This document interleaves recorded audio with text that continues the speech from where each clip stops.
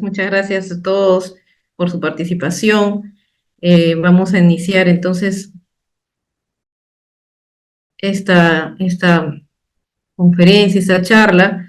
El día de hoy vamos a abordar estos errores frecuentes en las bases de los procedimientos de selección que el OCE, en el marco de las acciones de supervisión que realiza, va detectando.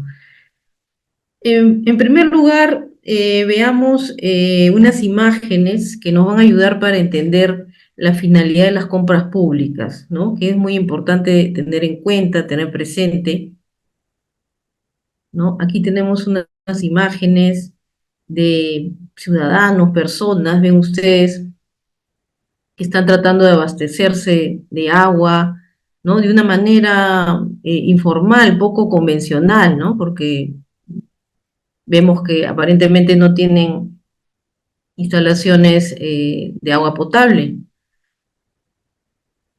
Después vemos aquí también otra realidad, ¿no? Bastante presente en la pandemia, ¿no? Estudiantes, personas eh, que utilizaban los teléfonos para poder atender los servicios educativos, ¿no?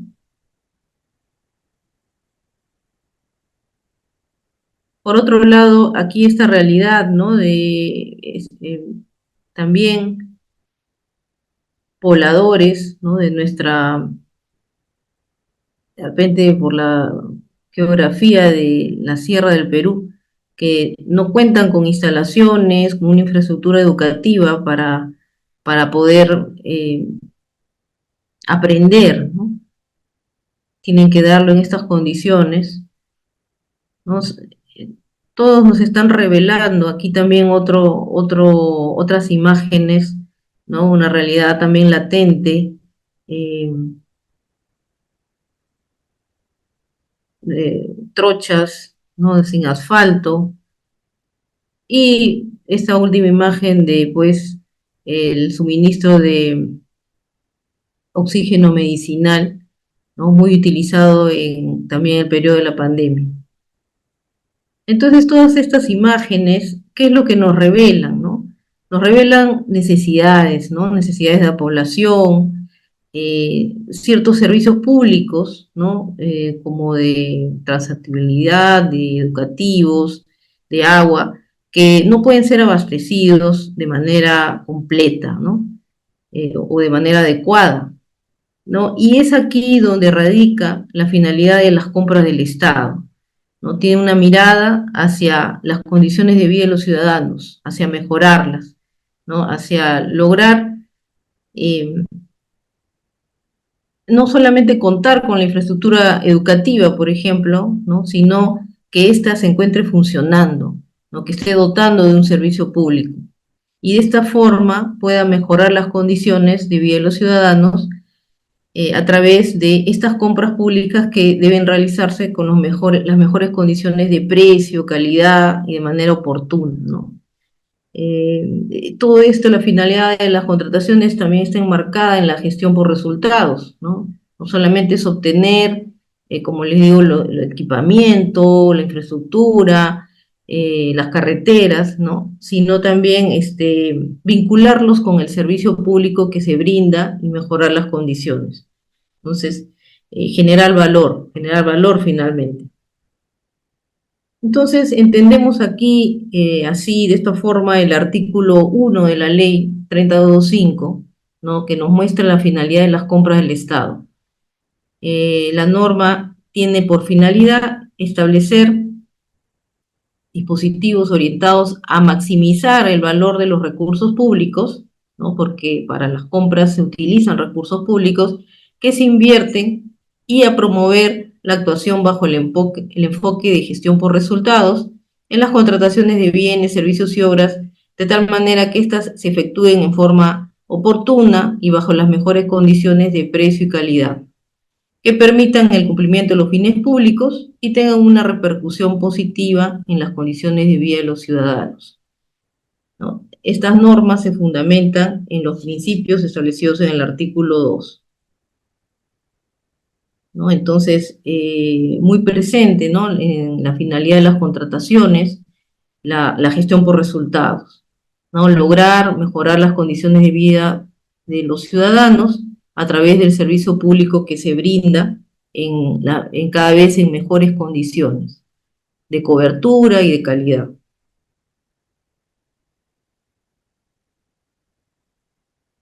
Entonces, no se trata de comprar, ¿no? Como yo digo a veces, comprar por comprar, ¿no? O por gastar, ¿no? Sino con una finalidad pública, ¿no? Con mejorando a largo plazo, generando un impacto en la población.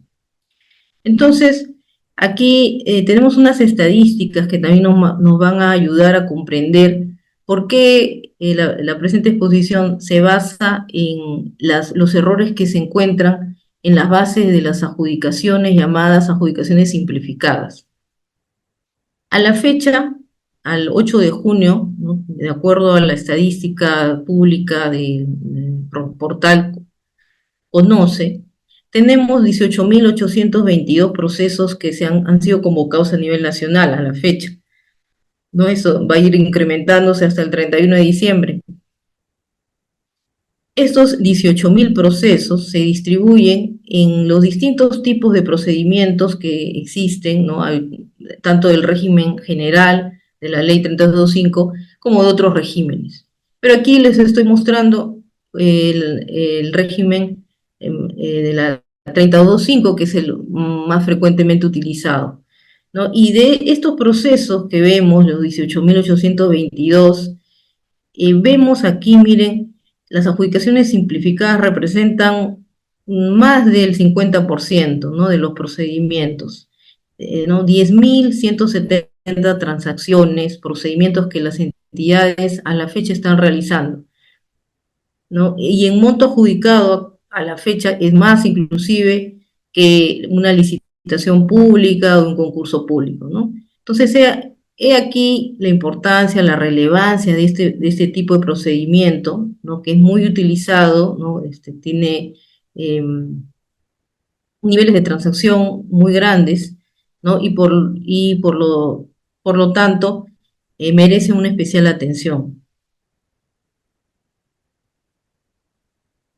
¿Qué hablamos de una adjudicación simplificada, ¿no? Es un tipo de procedimiento que se utiliza para contratar bienes, servicios, consultorías en general, consultorías de obras y ejecución de obras, ¿no? Y en este gráfico vemos los topes, los montos en los que las entidades pueden utilizar este tipo de procedimiento de selección, ¿no? A partir de montos superiores a 8 ITs, que actualmente representa 41.200 soles, hasta el tope de 480.000 para el caso de bienes y los distintos tipos de servicios, servicios en general, consultorías de obras y consultorías en general. Y para el caso de obras es un poco mayor el monto, el límite superior, 2.800.000. ¿No? Entonces estamos hablando de este tipo de procedimiento de adjudicación simplificada, que de acuerdo al artículo 88-89 del reglamento, tiene estas etapas, ¿no? Estas etapas que son, ustedes pueden ver, estos artículos son de plazos muy cortos, ¿no? La formulación de consultas y observaciones, que es una oportunidad que tienen los participantes para solicitar alguna precisión del contenido de las bases o alguna observación porque han identificado una transgresión a la norma, ¿no? Es una etapa muy corta, ¿no? Muy corta, de un mínimo de 2 días para bienes y servicios, 3 días para el caso de obras.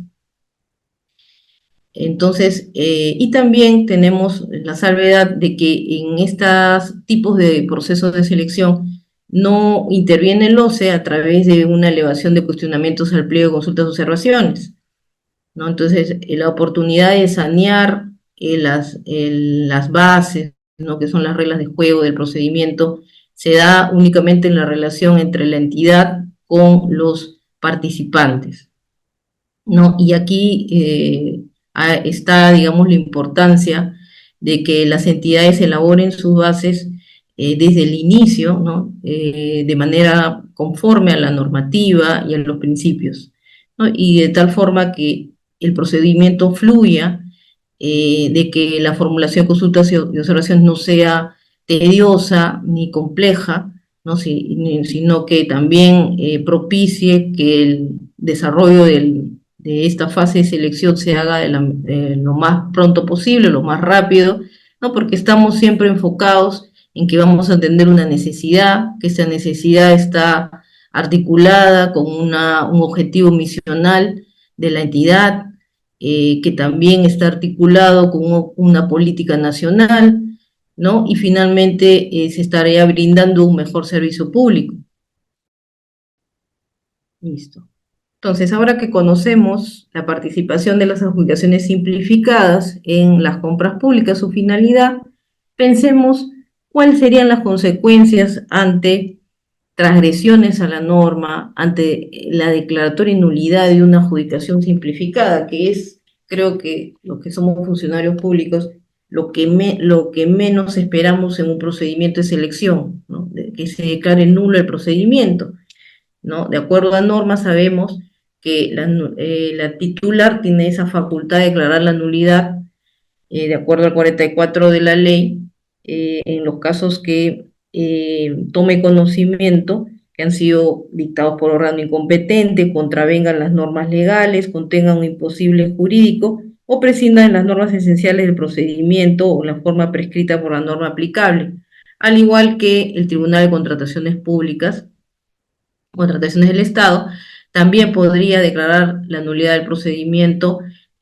cuando toma conocimiento en un recurso de apelación de un vicio que afecta a la continuidad del procedimiento. Entonces, ¿qué es lo que pasa?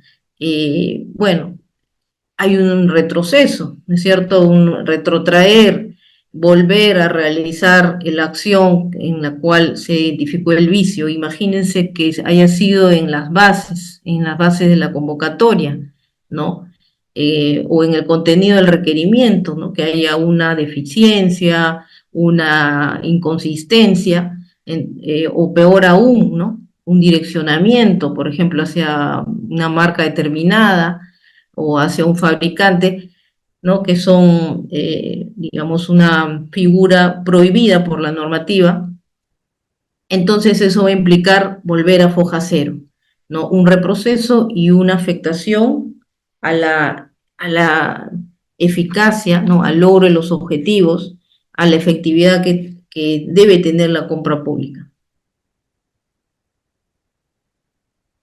Y aquí les paso a exponer un poco cómo interviene el OCE, ¿no? En identificar estas transgresiones, ¿no? Y poder darle la oportunidad a las entidades para que corrijan, ¿no? No es lo ideal, porque sabemos que el titular de la entidad tiene el rol supervisor en primer lugar, en primer nivel, en toda la fase de selección, ¿no?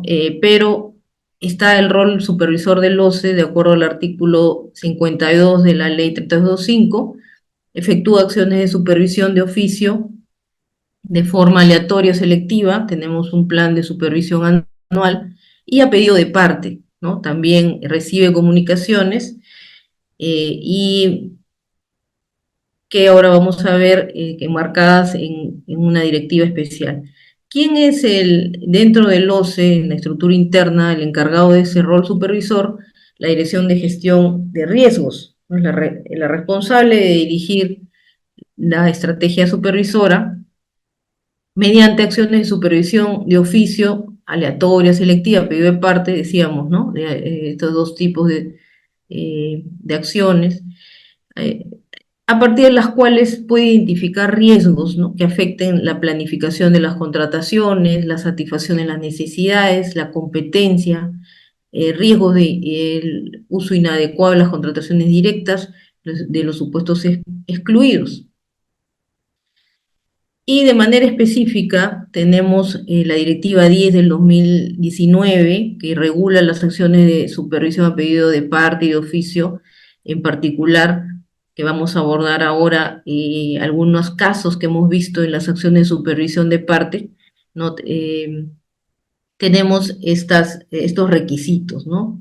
Cualquier participante, postor, recurrente y ciudadano en general está legitimado a cuestionar aspectos que considere transgreden la normativa de contrataciones públicas mediante una comunicación dirigida al trámite documentario del OCE o las oficinas desconcentradas. Pero muy importante es identificar, no solamente, bueno, identificarse como denunciante si es que considera, no podría mantener en reserva, no lo podemos aceptar, pero muy importante es identificar la entidad, la nomenclatura de procedimiento y de manera clara y concreta el cuestionamiento, para poder también el OCE poder abordar el tema adecuadamente.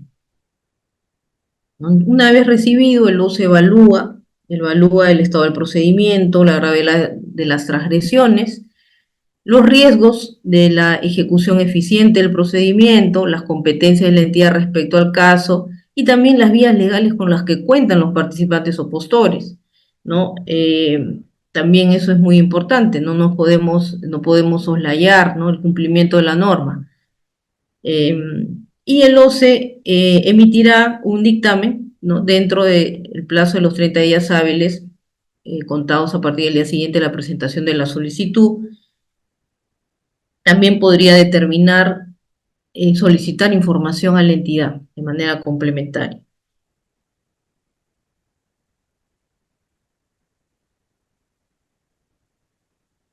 Muy bien, entonces, a ver, seguimos el rol supervisor. Sobre el rol supervisor, comentarles que tener en cuenta, ¿no?, que lo que dispone el OCE en la segunda disposición complementaria del reglamento nos indica que lo que dispone el OCE es de cumplimiento obligatorio, ¿no? Entonces, mucho cuidado con aquellas entidades que a veces no revisan las fichas de notificación, las fichas del procedimiento, el acápite de notificación de las acciones de supervisión, ¿no? Y continúa, ¿no? Continúa con el proceso sin seguir las recomendaciones que hace el OCE en estos dictámenes que se emiten.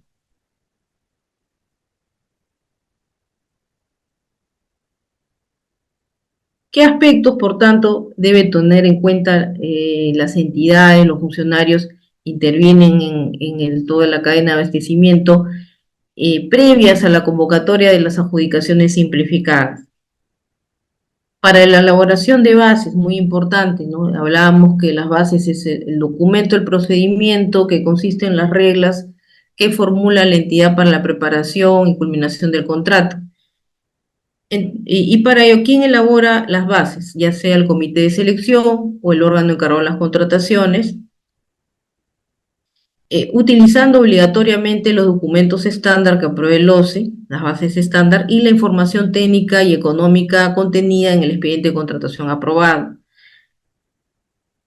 Estos documentos no deben incluir certificaciones que constituyan barreras de acceso para contratar con el Estado. Miren, así lo identifica el propio reglamento, ¿no? Una alerta, ¿no?, para aquellos comités de selección que vemos que les gusta agregar información, complementar, ¿no?, entre comillas, ser buenos, ¿no?, expeditivos, y en realidad muchas veces distan, ¿no?, de la información técnica económica que está en el expediente de contratación, o malinterpretan, como ahora vamos a ver un caso.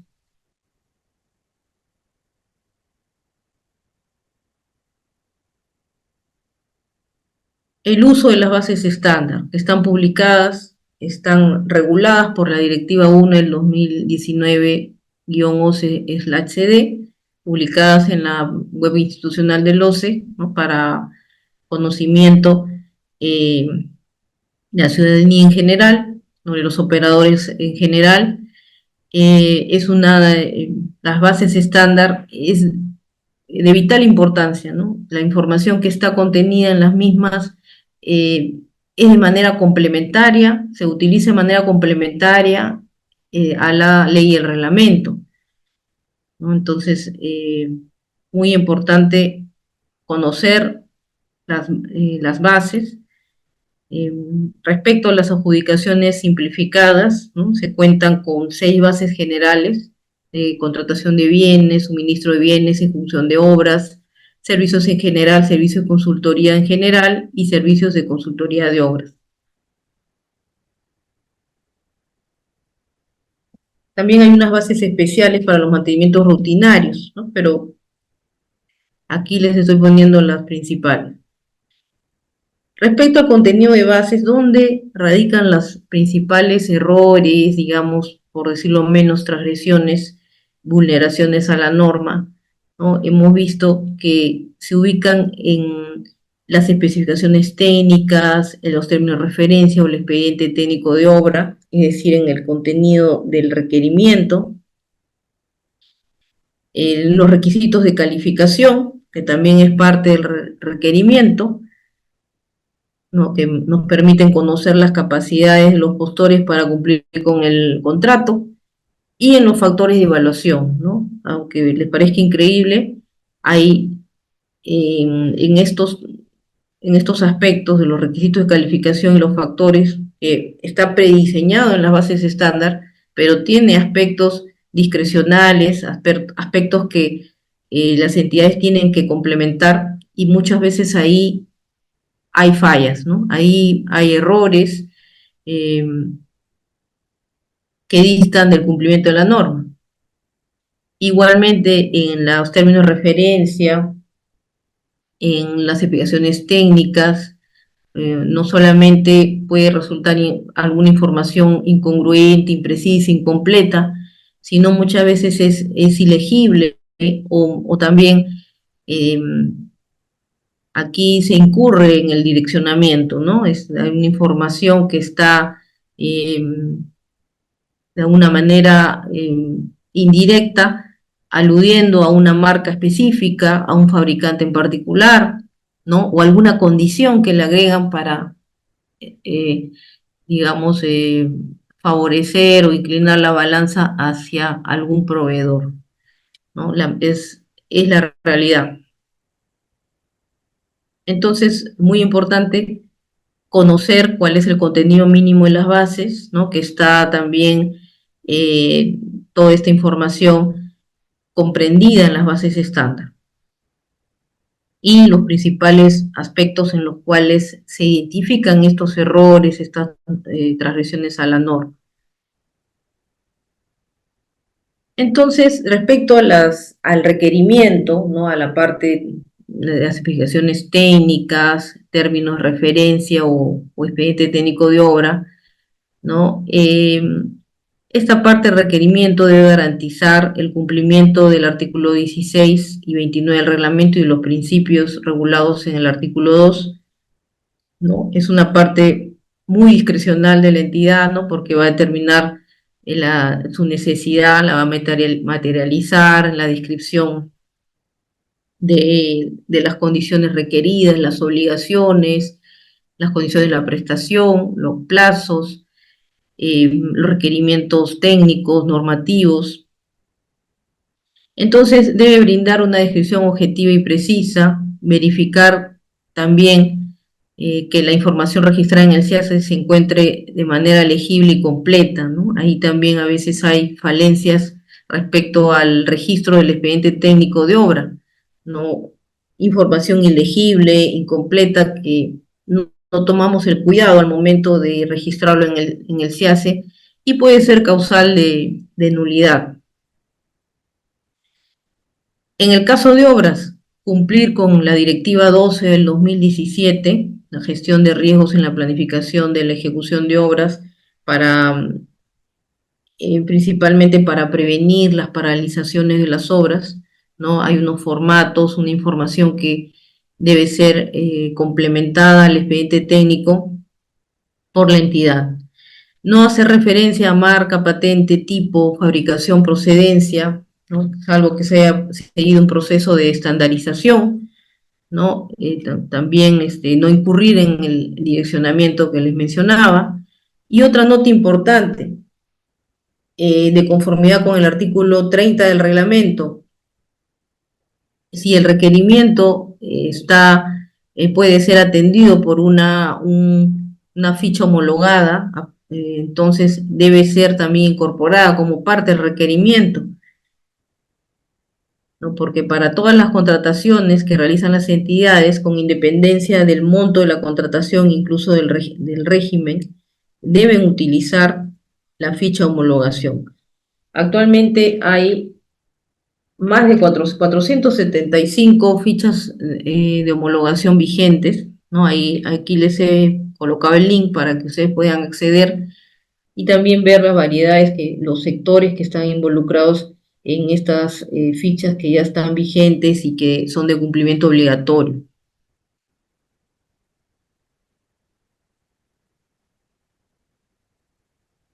Respecto a los requisitos de calificación, este otro componente del requerimiento, ¿no? Que está vinculado con los requisitos, los requerimientos que demuestren las capacidades del postor para cumplir con la prestación, igualmente debe cumplir con el artículo 29 y 49 del reglamento, con los principios, deben estar definidos de manera clara y precisa. eh, no deben incluir exigencias desproporcionadas al objeto, irrazonables o innecesarias referidas a la calificación de los potenciales postores, que limiten o impiden la concurrencia u orienten la contratación hacia ellos, ¿no? Eso es lo que nos señala el artículo 29 del reglamento. Aquí quería comentarles algunos pequeños casos, ¿no? Que son evidentes, ¿no? Como requisitos de habilitación, ¿no? El requisito de habilitación eh, que corresponde a aquel requerimiento que la entidad que el postor, perdón, debe cumplir para comercializar el bien, para eh, desarrollar la actividad objeto de la convocatoria. Muchas veces las entidades colocan información o documentos que no son de cumplimiento obligatorio, que son más bien facultativos, ¿no? Que hemos tenido, por ejemplo, el caso del registro de marcas. Colocan que cumpla con estar marca registrada, tener una marca registrada, que claramente no es un requisito de habilitación, ¿no? Si bien el OCE no es un perito técnico en el objeto de la convocatoria, hay, como les comento, ciertos documentos, evidentemente, ¿no? Que no son requisitos de habilitación, no se configuran. Igualmente, para el requisito de calificación infraestructura estratégica, ¿no? Muchas veces olvidamos las notas que tienen las bases estándar. Por eso les comentaba que es muy importante utilizar las bases estándar, porque en estas hay notas, hay advertencias. También últimamente hemos tenido algunos casos en infraestructura estratégica que a veces no parece muy razonable, ¿no? Solicitar un local, un ambiente o un almacén en la zona cuando es de repente una entrega inmediata, cuando el servicio se desarrolla en muy pocos días. Entonces, hay una anotación en las bases estándar sobre la infraestructura estratégica que nos señala que no resulta razonable requerir que el postor cuente con oficinas en determinada zona si ello no resulta necesario para ejecutar la prestación, ¿no? Entonces hay que analizar si es que en efecto nuestro requerimiento es congruente, razonable, ¿no? Eh, y sobre todo va a garantizar la libertad de concurrencia, ¿no? Sin que ello represente un desmedro en la calidad de la prestación. Los requisitos de calificación, que ya les he ido adelantando algunos, ¿no? Que los pueden ver ustedes en las bases estándar, están divididos en cuatro rubros. La capacidad legal, que es el requisito de habilitación, la capacidad técnica y profesional, ¿no? Vinculado con las capacidades con las que se cuentan los recursos humanos y físicos con los que cuenta el postor, la experiencia del postor en la especialidad y para el caso de licitaciones públicas de obras, la solvencia económica. Respecto a los factores de evaluación también hay un prediseño en las bases estándar, ¿no? Algunos de ellos incluso tienen puntajes máximos, ¿no? Para las buenas prácticas, por ejemplo, los ISOs. Debe también cumplir con la disposición del artículo 50.1 y 51 del reglamento y también con los principios que rigen las contrataciones públicas que están en el artículo 2, ¿no? Para toda decisión discrecional, ¿no? Como señala el artículo 2 de la ley, ¿no? Como criterio de interpretación ante vacíos y como parámetro de actuación, nos regimos por los principios de la ley de contrataciones. ¿Y qué nos dice el artículo 50? Que los factores de evaluación deben guardar vinculación, razonabilidad y proporcionalidad con el objeto de contratación, ¿no? Ahí hemos visto varios casos en que vemos que las entidades no desconocen o tienen dificultades para definir las mejoras, por ejemplo, o el factor metodología que se utiliza para las consultorías.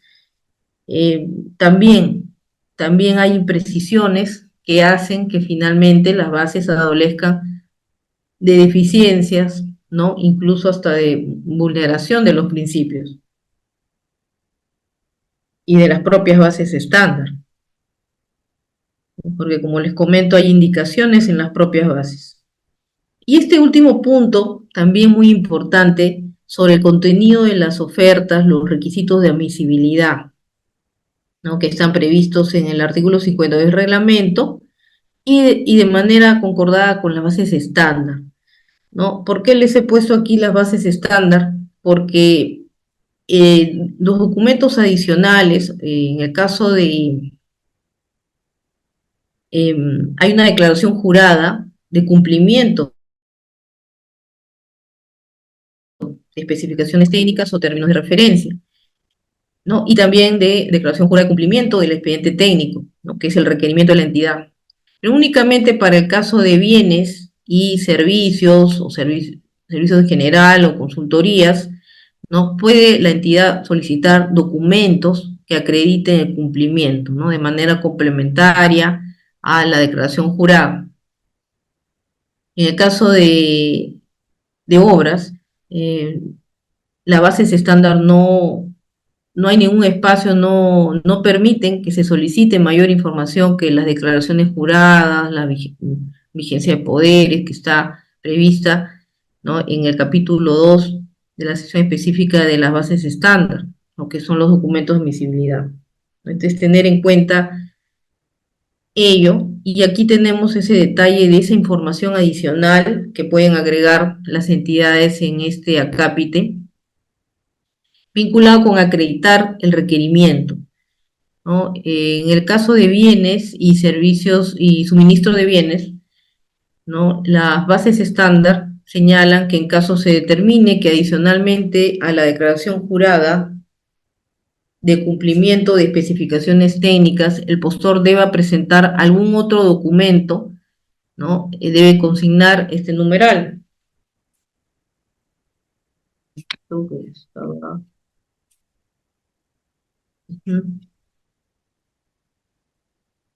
El postor debe presentar documentos como autorizaciones del producto, folletos, instructivos, catálogos, ¿no? Para acreditar, y ahí las entidades deben detallar qué características, qué requisitos funcionales específicos del bien deben ser acreditados, ¿no? No dejarlo abierto, porque también vemos muchos casos en que las entidades piden folletos, piden catálogos, pero no especifican qué características, ¿no? Si justamente se ha dispuesto, ¿no? Esa indicación en las bases estándar, ¿no? Para que las entidades puedan especificarlo, ¿no? Incluso hay una indicación más, ¿no? Debe especificar con claridad qué aspecto de las características y requisitos, porque estamos en el supuesto de que de todos los requisitos, todas las características técnicas, hay algunos que son más relevantes que otros. Entonces, ¿cuáles son los que considera la entidad que son suficientes, que deben ser acreditados, ¿no? Y esos solicitarlos y precisarlos en las bases. También hay otra indicación que no debe exigirse ningún otro tipo de documento vinculado a los requisitos de calificación del postor, como capacidad legal, capacidad técnica y profesional, experiencia personal clave y experiencia del postor. Tampoco se pueden incluir documentos referidos a cualquier tipo de equipamiento, infraestructura, calificaciones y experiencia del personal en general. Y respecto a las bases adicionalmente, estas bases de bienes y suministro, hay otras indicaciones. No debe requerirse declaraciones juradas adicionales cuyo alcance se encuentre comprendido en la declaración jurada de cumplimiento de especificaciones técnicas y por ende no aporten información adicional a dicho documento. Cuando excepcionalmente la entidad requiera la presentación de muestras, ¿no? También hay unas indicaciones específicas que la entidad debe considerar, que son los aspectos de las características, requisitos funcionales que serán verificados mediante la presentación de la muestra, la metodología que se utilizará, los mecanismos o pruebas que serán sometidas a las muestras, el número de muestras solicitados por cada producto, el órgano que se encargará de la evaluación, la dirección, lugar y horario para presentación de muestras, ¿no? Todos estos aspectos han sido recogidos en diferente casuística de años atrás, ¿no? Que en un inicio estuvieron como criterio en en los pronunciamientos, las acciones de supervisión que realiza el OCE y que hoy por hoy ya lo tenemos como parte del contenido de las bases estándar y por ende es de cumplimiento obligatorio. Y también señala, ¿no? Las bases estándar que no corresponde exigir muestras cuando su costo sea excesivo, ¿no? Cuando limite la libertad de concurrencia, ¿no? Entonces es una información que también debe evaluar la entidad al momento de solicitar o decidir solicitar las muestras. Otra salvedad que las muestras deben presentarse el mismo día programado en el calendario para la presentación de ofertas en el horario que no debe ser menor a 8 horas, ¿no? Esta indicación se da porque la presentación de ofertas sabemos que es electrónica, entonces paralelamente, de manera presencial, ¿no? Se da la presentación de muestras, ¿no? Pero en un horario de 8 horas y en el mismo día de la presentación. Ahora sí, ¿qué nos dicen las bases estándar para adjudicaciones simplificadas de servicio en general, servicio de consultoría en general y consultoría de obras?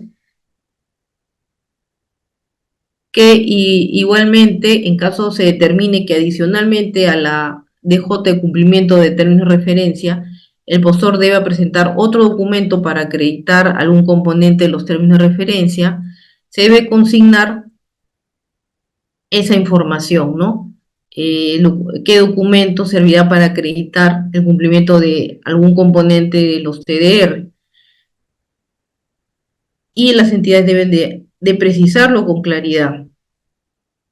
Igualmente hay esa indicación de que en ese literal no se debe exigir ningún otro tipo de documento vinculado con los requisitos de calificación, tales como capacidad legal, capacidad técnica, profesional, eh, tampoco de equipamiento, infraestructura, calificaciones personal en general, ¿no? Entonces,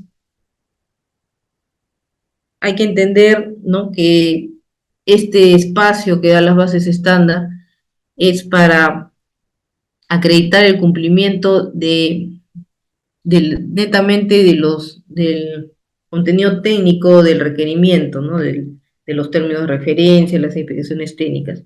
Todo aquello que esté vinculado con el postor o con sus capacidades, ya sea recursos físicos, humanos, eso es parte de los requisitos de calificación, o en su defecto, si hubiera alguna certificación especial, que había casos particulares en algunos tipos de objetos informáticos, por ejemplo, de servicios informáticos, si requiere la entidad, lo puede solicitar, pero no en la admisión, sino para la firma de contrato, por ejemplo, ¿no? Entonces hay que tener en cuenta, hay que saber interpretar, leer las bases, no de una manera literal, sino encontrar el sentido, ¿no? El sentido de la norma. Además, no debe requerirse declaraciones juradas adicionales cuyo alcance se encuentra comprendido en la DJ de término de referencia, ¿no? También eso es muy importante. No exagerar en abundar en declaraciones juradas innecesarias. Veamos ahora sí algunos los casos evidenciados, ¿no? Acá hay un recuento de algunos casos que hemos estado viendo en el marco de las acciones de supervisión a pedido de parte, ¿no? Que se emiten los dictámenes. Por ejemplo, tenemos ese dictamen 339 del 2023 sobre utilización de la ficha homologación de la Municipalidad Distrital de Bellavista, de la provincia del Callao, ¿no? En este caso, el recurrente cuestiona ciertas irregularidades al integrar, toda vez que de acuerdo a la observación 18, el comité absuelve, se acoge en dicha observación referida a la definición de obras similares sea adecuado a la ficha homologación, ¿no? Sin embargo, se consigna como definición de obras similares un agregado, pese a que habían acogido, agregan una información, un texto más, ¿no? Entonces, ¿eso es correcto o no es correcto?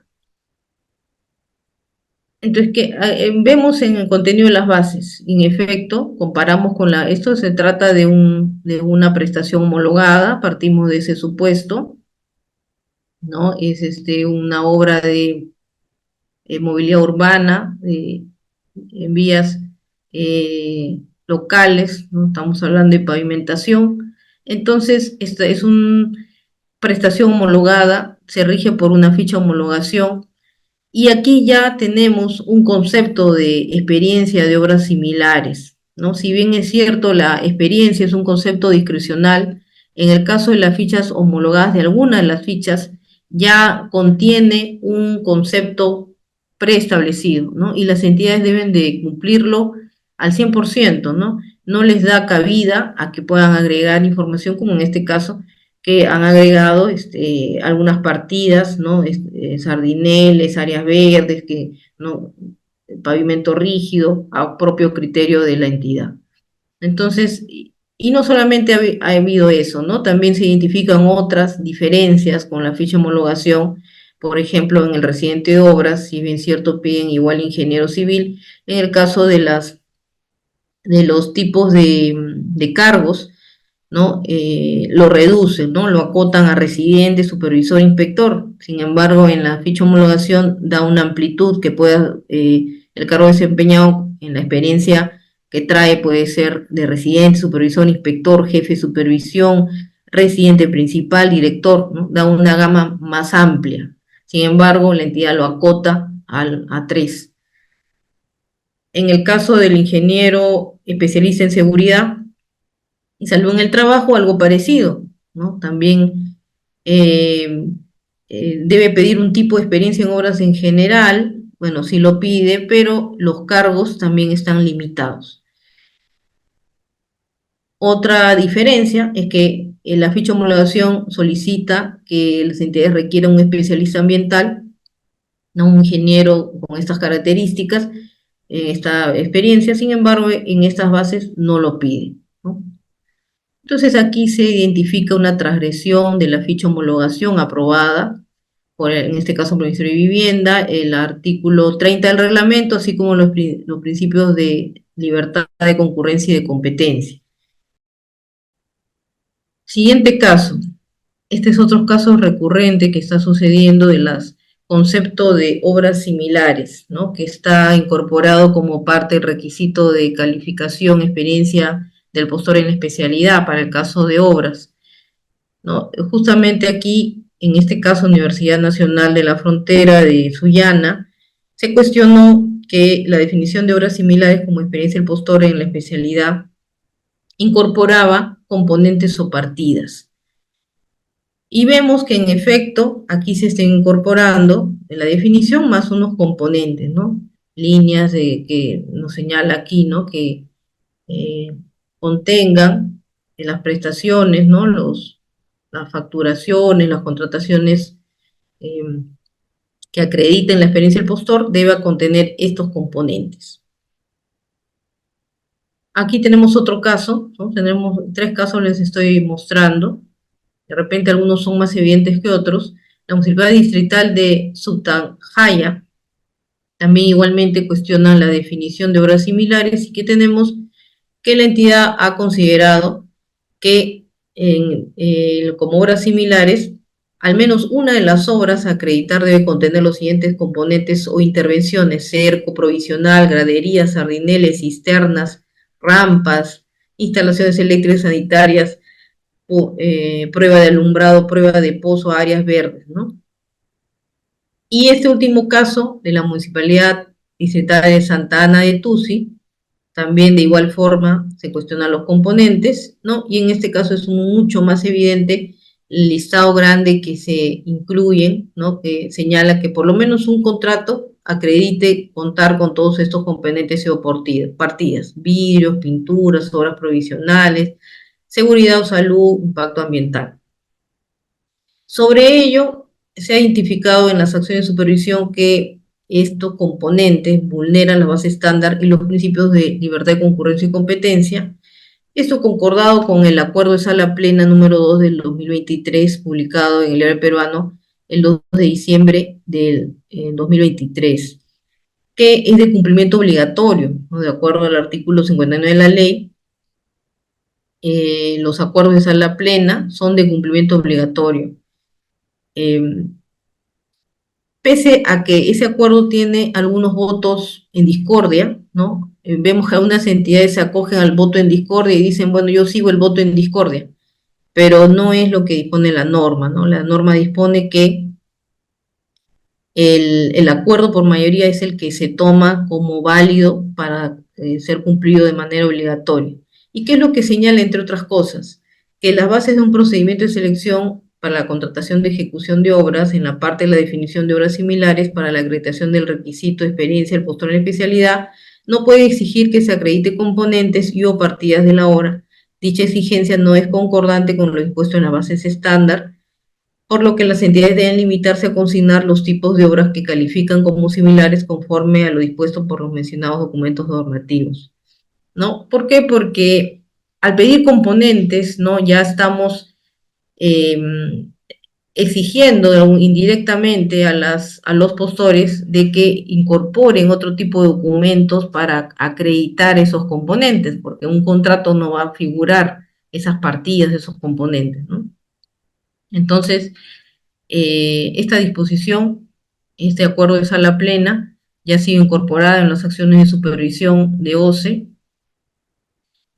y se está identificando transgresiones en este tipo de supuestos, de situaciones que encontramos, ¿no? Cuando las entidades colocan partidas, componentes.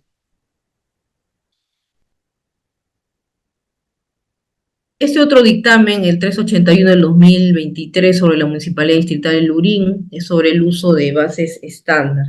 Este caso también es un poco recurrente, por ahí he visto una pregunta vinculada, donde nos dicen de que las entidades están exigiendo condiciones adicionales a las bases para la presentación de ofertas, ¿no? Como por ejemplo que se indique la fecha de terminación de los precios del presupuesto de la obra, consignar el valor referencial, indicar también el monto como el porcentaje de los gastos generales de utilidad. Bueno, fueron materia de una observación que no fue acogida, ¿no? Entonces vemos en las bases que en efecto, como parte del capítulo 3, han incorporado estas condiciones para la oferta. Y hemos identificado que hay una transgresión a las bases estándar, principio de transparencia, ¿no? Porque el anexo 6 muestra toda la información que debe contener la propuesta económica.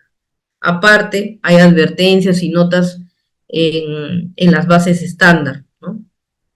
que no se debe incorporar documentos adicionales a los que son considerados a la admisión de la oferta. En el caso de obras, al inicio les hablaba, al momento de presentar los requisitos de admisibilidad, no les comentaba que en el caso de obras, ustedes revisan las bases estándar y no hay un espacio para que la entidad agregue otra información, ¿no? Entonces, ¿qué hacen las entidades? Como no tienen ese espacio donde corresponde, ¿no? Lo colocan en el capítulo 3, ¿no? Colocan esas condiciones que son para la presentación de ofertas, ¿no? Sin advertir, ¿no? Esta indicación que está en las bases estándar, que el órgano conductor no puede exigir al postor la presentación de documentos que no hayan sido indicados en los acápites de documento de admisión, requisitos de calificación o factores de evaluación, ¿no? Entonces, por un lado o por otro lado, no puede pedir ese tipo de documentos, o no están previstos en las bases estándar. Es más, hasta algunos podrían ser obstáculos a la participación restrictivos. Este otro dictamen 929 es algo parecido, también recurrente cuestiona que la entidad solicitó información adicional al anexo 6, no están establecidas en las bases estándar, como por ejemplo, incluir en el presupuesto la hora, la fecha, mes y año, la presentación de su oferta en la cual han sido calculados los precios, que el postor debe tener en cuenta al momento de presentar su propuesta económica el porcentaje que debe presentar correspondiente a gastos generales, fijos y variables totales que no podrán ser modificados en cuanto al porcentaje indicado en el expediente técnico superior.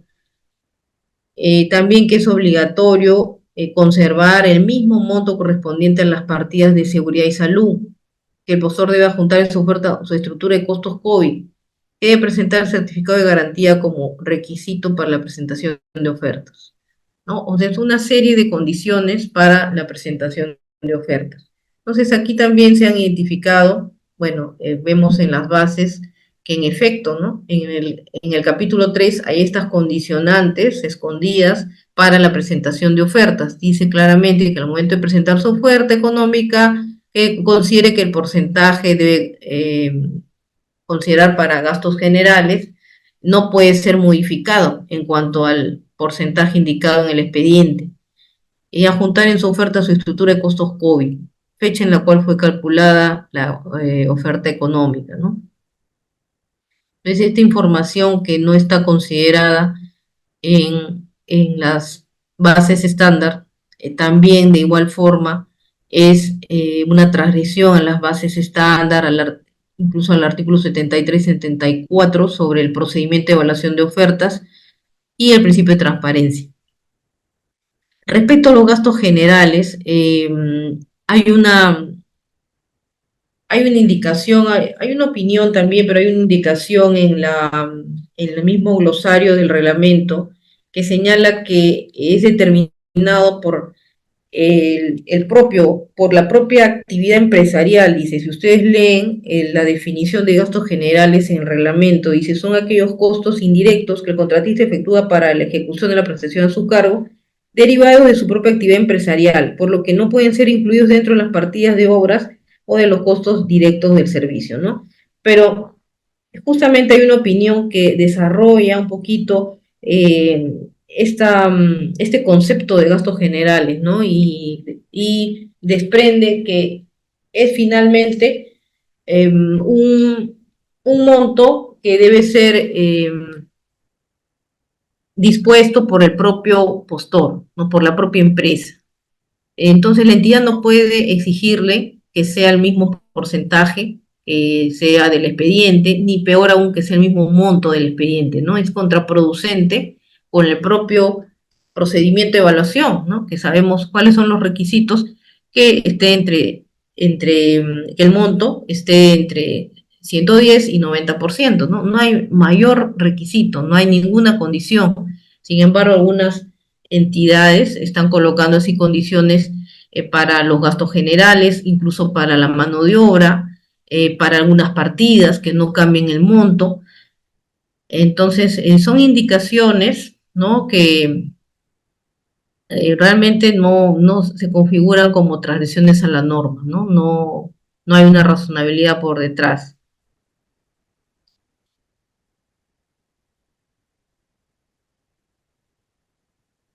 Sobre la documentación obligatoria contraria a las bases estándar, también tenemos otro dictamen, el 310 del 2020, ¿no? En ese caso también se trata, bueno, se trata de un servicio de mantenimiento rutinario. Es un servicio que podrían solicitar información de acreditación de algún componente del término de referencia. Sin embargo, en este caso solicitan documentos y o declaraciones juradas solicitados en los TDRs, así de manera genérica, general, ¿no?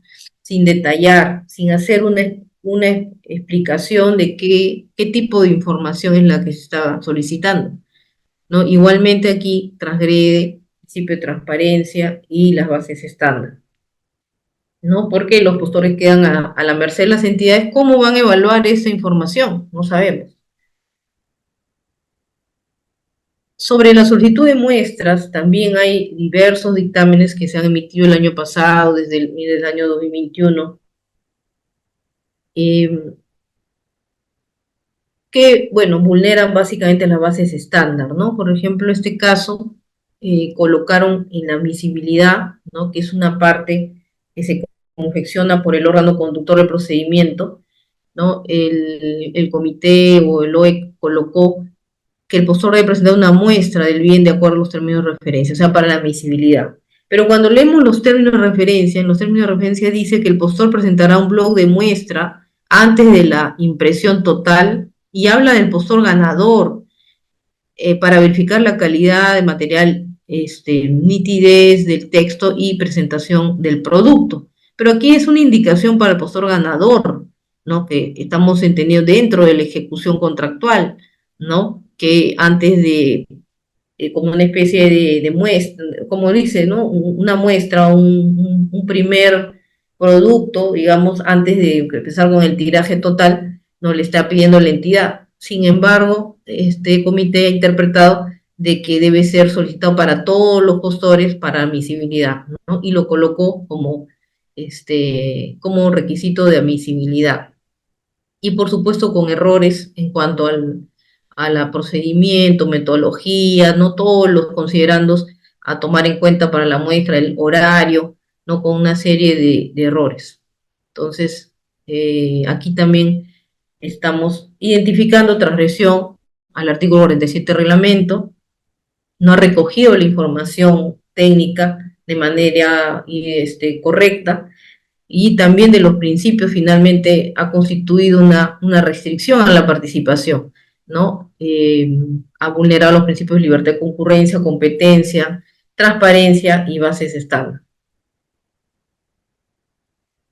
En ese mismo dictamen también se hicieron algunas precisiones adicionales de oficio, porque la entidad no había consignado la número de cuenta, banco, SSI, para la presentación de recurso de apelación, ¿no? Esto también algunas entidades se olvidan y es una información relevante, muy importante, porque a la adjudicación de una buena pro, inmediatamente se activa el derecho de los participantes de poder interponer el recurso de apelación, de considerarlo, y para ello necesitan esta información, ¿no? Que está prevista en las bases estándar, en caso quien resuelva sea la entidad.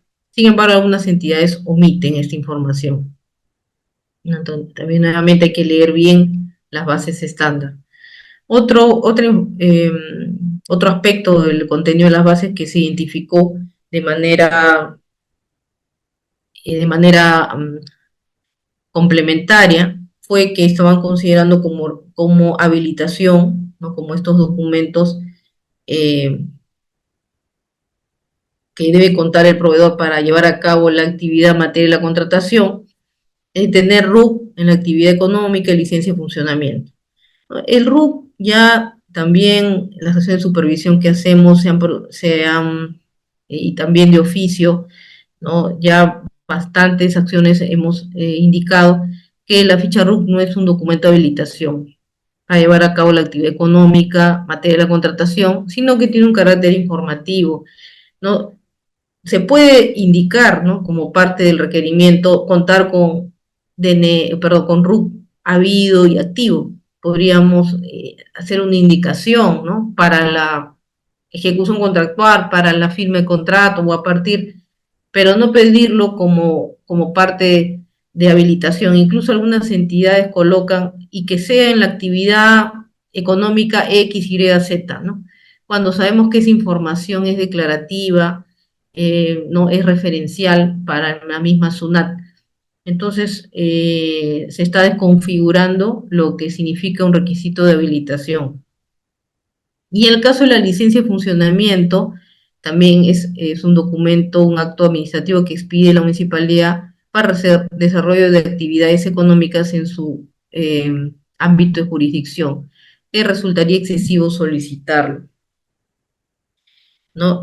Igual, ¿no? Son documentos transversales a todas las actividades económicas, ¿no? Entonces, aquí este espacio está diseñado para los requisitos que son para desarrollar la actividad económica, ¿no? Por ejemplo, una autorización, un registro de, por ejemplo, de autorización para transportar eh,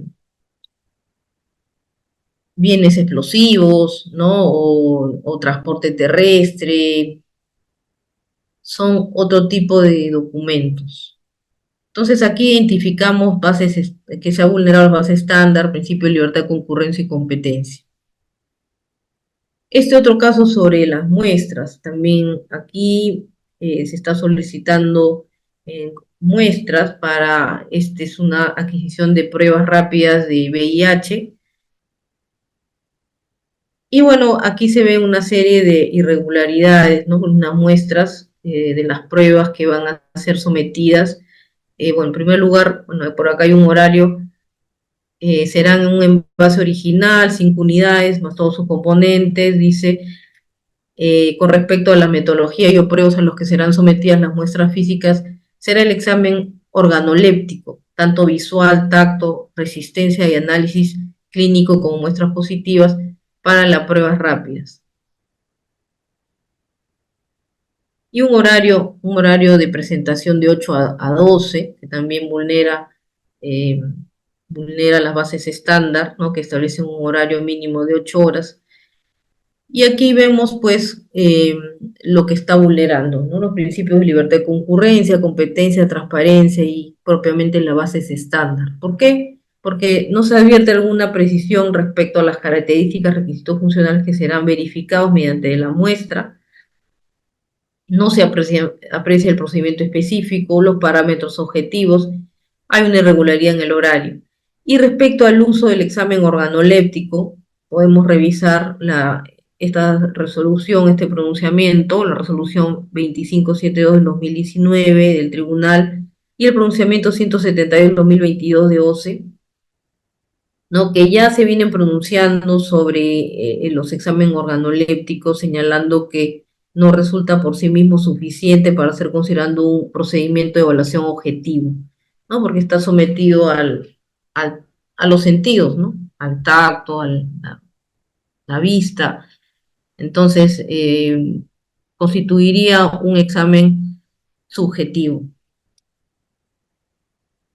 ¿No? Esta es la última posición de OCE, que también lo venimos recogiendo en las acciones de supervisión respecto al examen organoléptico para algunos tipos de objetos, ¿no? Que pudieran pues tener otro tipo de exámenes objetivos. Este otro dictamen 313, también igual sobre muestras, nos señala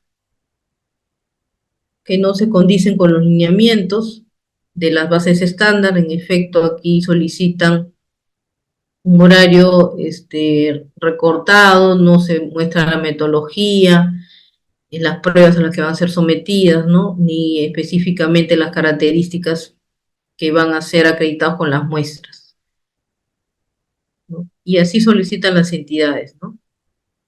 Vulnera los principios, libertad de concurrencia, competencia, transparencia y la base estándar. por acá creo que tenemos la última pregunta. A ver, la 60 y... Ah, no, perdón, es en más adelante. Este dictamen 856 sobre la Municipalidad Distrital de Coyurqui, ¿no? Nos piden como parte del requerimiento un certificado de constancia de haber realizado una visita de campo firmada por el área usuaria, ¿no? Este es un servicio de consultoría de elaboración de expediente técnico, ¿no? A nivel de ejecución de obra, ¿no?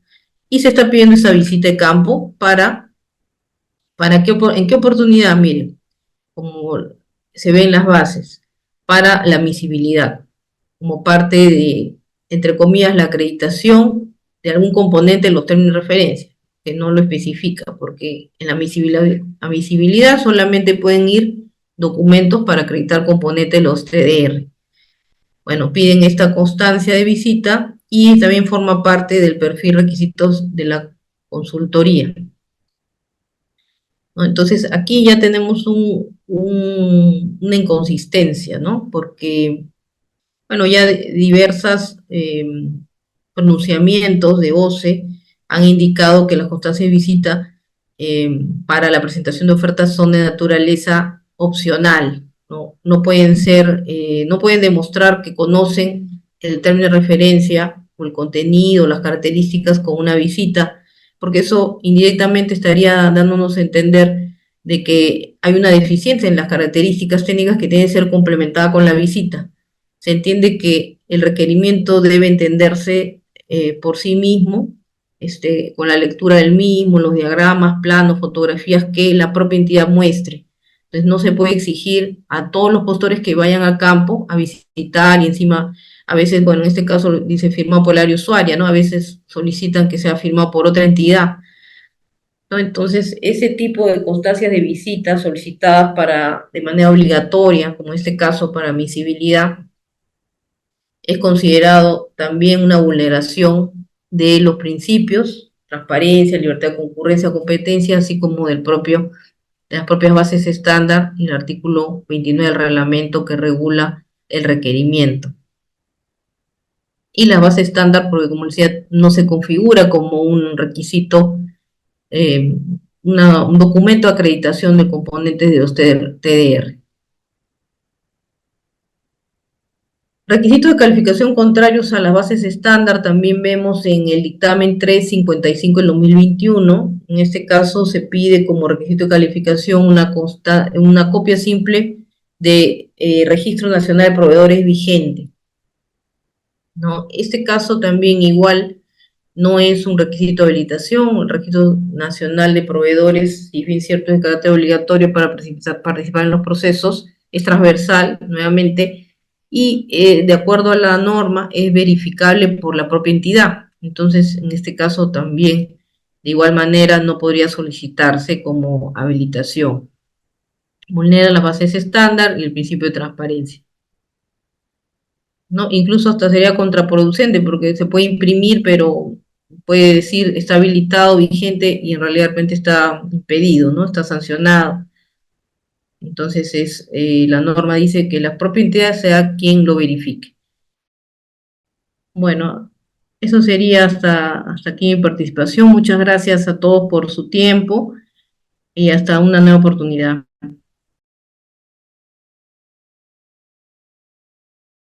Ponle punche y ganamos todos, Perú. Gobierno del Perú.